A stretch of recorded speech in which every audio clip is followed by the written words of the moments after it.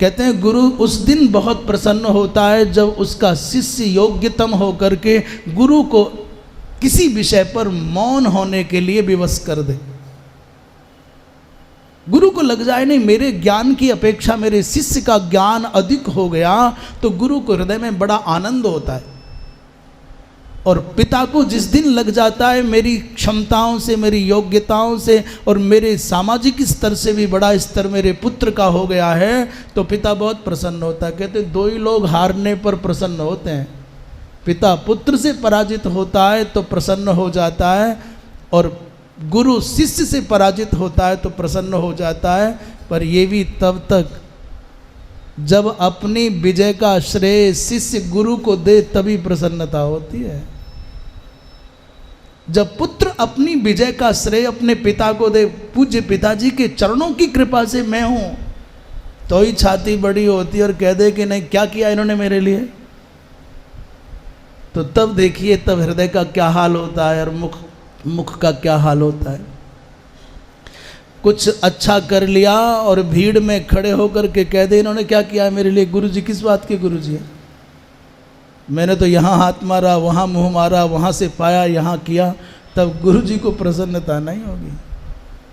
पिता को और गुरु को पराजित होने पर भी प्रसन्नता तभी होगी शायद जब उस विजय का श्रेय गुरु और पिता को शिष्य और पुत्र दे।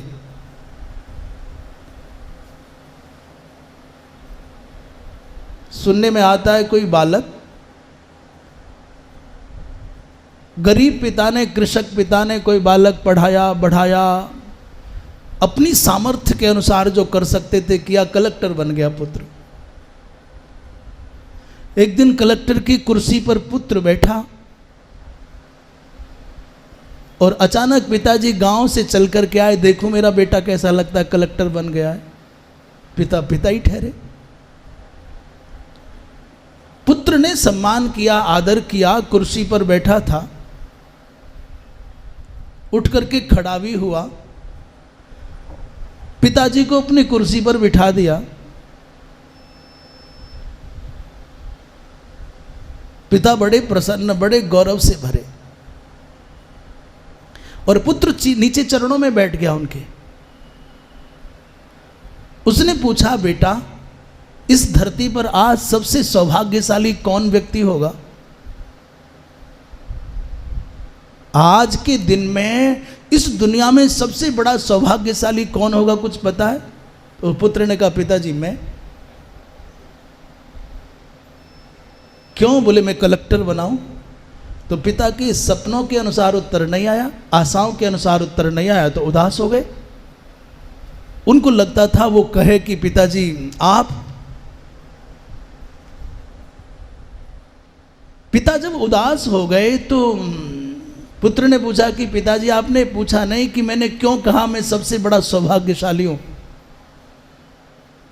पिता को थोड़ा सांस आया, थोड़ा साहस हुआ, पूछा कि कैसे? तो उसने कहा, पिताजी आपके जैसा पिता कलेक्टर की कुर्सी पर बैठा हो और वो कलेक्टर अपने पिता के चरणों में बैठा हो और पिता का हाथ उसके सर पर हो, तो इससे बड़ा सौभाग्यशाली धरती पर और कौन होगा? तब जाके पिता को सांस आया कि मैं ही बड़ा हूं, ये पुत्र बड़ा नहीं हुआ, मैं ही बड़ा हो गया। ये बात भी हम इसलिए कह रहे हैं कि जब पुत्र अपनी सफलताओं का श्रेय अपने पिता को देगा, अपनी उपलब्धियों का मूल कारण अपने पिता के आशीष को मानेगा, तो पिता बहुत बड़े हो जाएंगे छोटे बन करके भी। जब शिष्य अपनी सफलताओं का, अपनी उपलब्धियों का श्रेय अपने आचार्य को, गुरु को देगा, तो गुरु और अधिक प्रसन्न होकर के आशीष देंगे। और जब अपनी उपलब्धियों का दंभ भर करके कहेगा मैं, तो कहीं ना कहीं घाटे में रह जाएगा, कुछ छूट जाएगा, कुछ उसके हाथ से फिसल जाएगा। इसलिए कभी कभी अपने माता पिता को, अपने गुरुजनों को, अपनी कुल परंपरा को, अमुक महाराज को, अमुक संत को, अमुक तीर्थ को, अमुक मंदिर के देवता को श्रेय देने में बड़ा लाभ है। जब कोई व्यक्ति सफलतम होकर के कहता है कि उन भगवान की कृपा, उन गुरुजी की कृपा, उन पिताजी की कृपा, उसका लाभ ये है कि समाज आपकी प्रशंसा करता है, विनम्रता की प्रशंसा करता है और आपको आशीष मिलता है। इससे भी बड़ा लाभ ये है कि आपके मन में अहंकार का दैत्य नहीं पनप पाता। उस अहंकार के दैत्य को पनपने से न पनपने देने के लिए ये पद्धति सबसे उत्तम है कि अपनी सफलताओं का श्रेय अपने पूज्य जनों को दो, जिन्होंने आपको पालने पोसने में संघर्ष किया है। दुनिया का एक छोटा सा पौधा महावृक्ष बनता है तो अपने बल पर नहीं पनप सकता। न जाने कौन पानी सींच जाता है, न जाने कौन उसको पशुओं से बचाने के लिए कोई आवरण से ढक जाता है, कोई कांटों से ढकता है, कोई ट्री गार्ड से ढकता है, कोई पानी लगा जाता है। कितने संघर्ष करता है छोटा सा पौधा, पशु चर जाए, पैर तले रौंद जाए, कोई उखाड़ करके फेंक जाए, धूप उसको जला जाए। पर इस संघर्ष की यात्रा में अज्ञात साधक होते हैं जो उस पौधे को पालते पोसते हैं। इसलिए ज्ञाता अज्ञात उन पालन पोषण करने वाले अपने पिता के समान सभी शुभ चिंतकों को कभी सफल हो जाने पर विसारना नहीं चाहिए। उनका श्रेय उनको देना ही चाहिए। उसका फल ये होगा, तुम्हारी विनम्रता सिद्ध होगी तो समाज में प्रशंसा होगी और आपके चित्त में अहंकार का दैत्य नहीं पनपेगा, तो आप लंबी यात्रा तय कर पाओगे। और सही है, परिश्रम आपने किया है, दौड़े आप हो, लड़े आप हो, जीते आप हो।